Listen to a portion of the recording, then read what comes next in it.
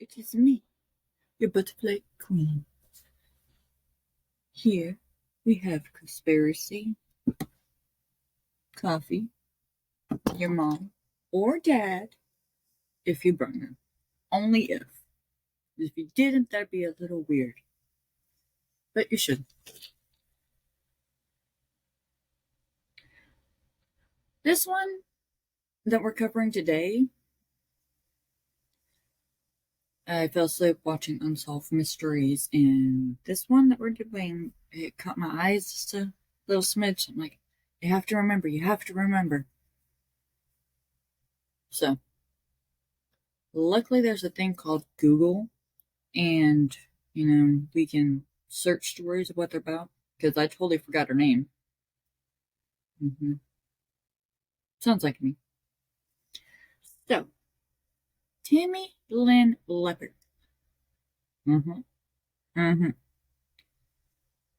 So, this one took me on a wild ride when I was listening to it.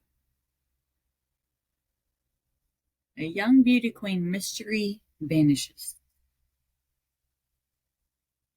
Date of birth, February 5th, 1965. Height, 5'4". Weight, 103 pounds. Eyes hazel, hair blonde.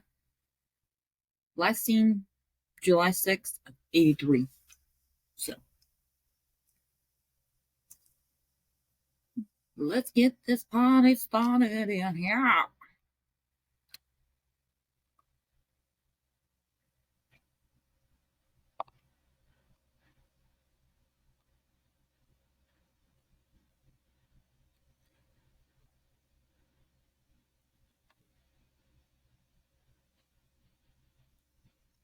Tammy Lynn Leppert was uncommonly a beautiful child.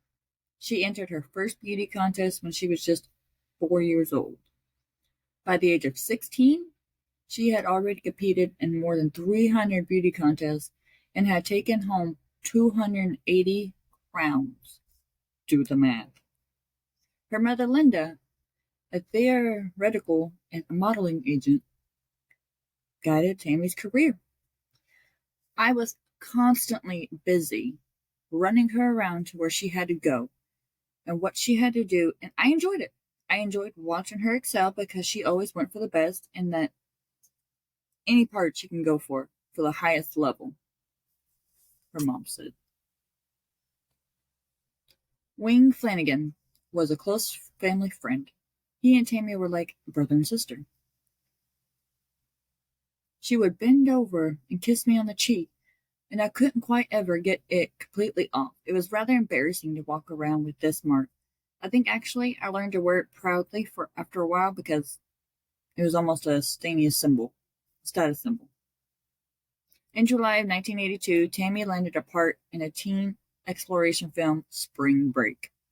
When the movie completed filming, Tammy went unchaperoned to a weekend party. She came back a different person. According to Wake, Tammy's behavior began to take on a paranoid overtone. Sometimes I'd ask her what was on her mind, if anything was bothering her. She usually just changed the subject, or she'd say, "Oh, nothing, and then try to laugh it off. According to her mother, Linda, she even thought someone was trying to kill her. She said, "Mom, what would you say if I told you somebody was trying to kill me?" I just took a deep breath. And I said, "Do you think somebody's trying to kill you, Tammy?" She said, "Yes." A steady retreat into isolation soon followed for Tammy. Linda and Wing had no way of asserting which of Tammy's fears were real and which one were paranoid delusions.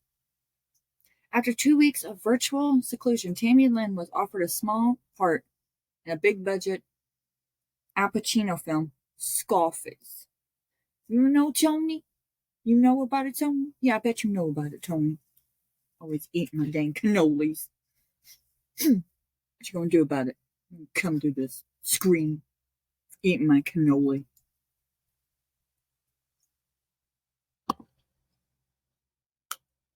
Which, at this time, she started shooting in Miami in March of 1983.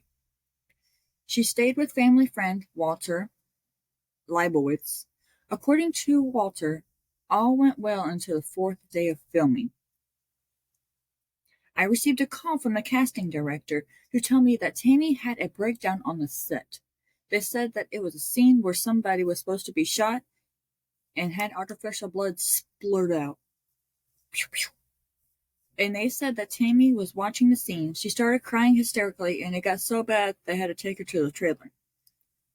She was in a tremendous state of fear, anxiety. What it was that caused it is a great fear, I don't know. When I spoke with Tammy's mother, I told her that she should take Tammy to a doctor and also take her to a police to find out a problem was psychological or if there was some base, in fact, of someone that was actually trying to kill her and get to the bottom of it.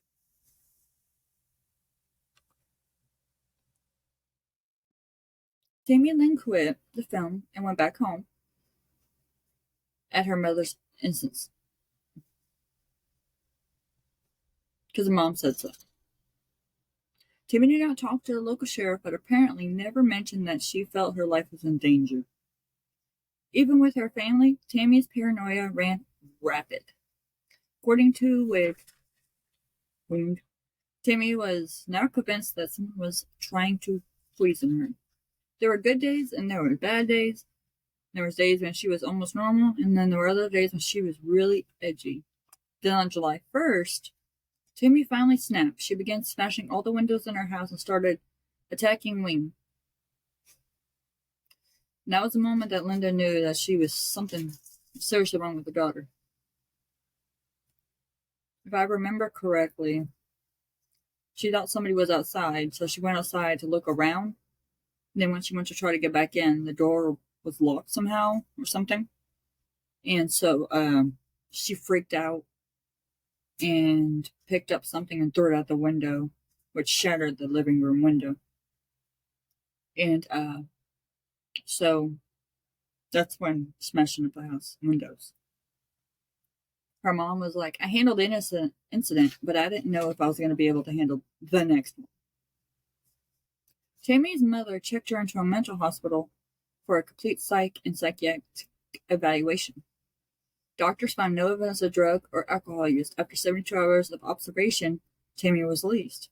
The following day, Tammy and a friend drove to the local beach, when, according to the detective of the Cocoa Beach, Florida Police Department, they stated to argue. This friend picked her up at her house and they drove to the beach, and we talked to him, and he basically said that they become involved in a verbal argument. She had requested that he let her out of the nearest glass bank in Cocoa Beach, and he complied.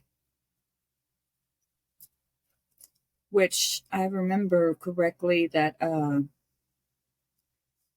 they were all just sitting in the living room watching TV, and she went to the door, looked, and her mom was on the phone, and she was like, "Mom, I love you. I'll see you later."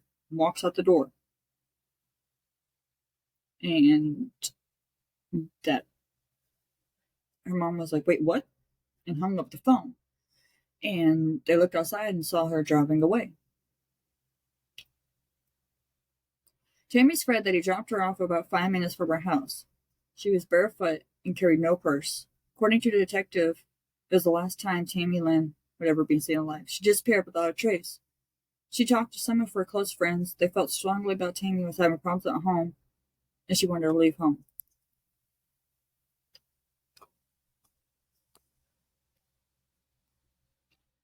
Story. I'm going to read you the theories, because there's multiple theories. There's multiple theories that are going through before I read you the end. Okay.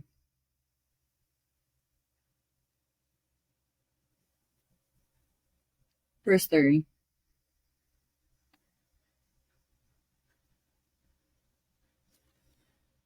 These are random people's comments. When I saw this on Unsolved Mystery, my theory is that she entered the witness program. I believe that she really did see something she wasn't supposed to see. The day before Tammy disappeared, she told her best friend, Rick, that she loves him and then she might be going away for a while. Also, when her friend Keith arrived to pick her up and honked the horn as Tammy opened the door she knew she probably was never going to be seeing her mother again. She said to her Mom, I'll be back in a little bit. I love you. Bye. Not only that, but in the way that she said it to her, I believe Tammy purposely started the verbal argument with Keith when she asked him to take her to Fort Lauderdale. She had no intentions of going to Fort Lauderdale. I believe she told Keith to drop her off at the Glass Bank. Like, she specifically knew because the law force was waiting to pick her up and take her witness protection. Or, here's another one. What happened from watching Tammy's disappearance from Unsolved Mysteries? I believe she entered the witness protection program. The reasons I believe that is because the day before she disappeared, she went out to church with her best friend Rick, who she really trusted. When Rick dropped her off at the house, they both got out of the car, and Tammy looked at him and said, Rick, I love you. And he said he loved her back. She told him, I might be going away for a while, which to me means that she knew she was going away. Another reason was when her friend Keith pulled up in their driveway and honked the horn, Tammy knew she was not coming back, even by the way she said it. Although, if you listen to the actual video of Tammy, which was recorded at her final beauty pageant in 1983, her exact words were, no matter what happens, I would like for things to turn out for the best. It seems like the best aren't the best, and things that don't seem good are the best. But I'll do my best no matter what.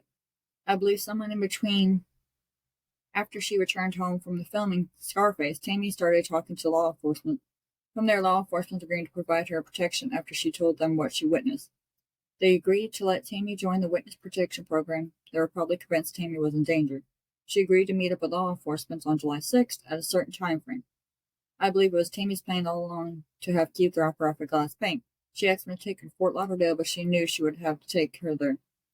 She made it to start the heated argument, and he would take her. She made it to start the heat between them. I believe that when she read the Glass Bank, law enforcement waited for her. So, yeah.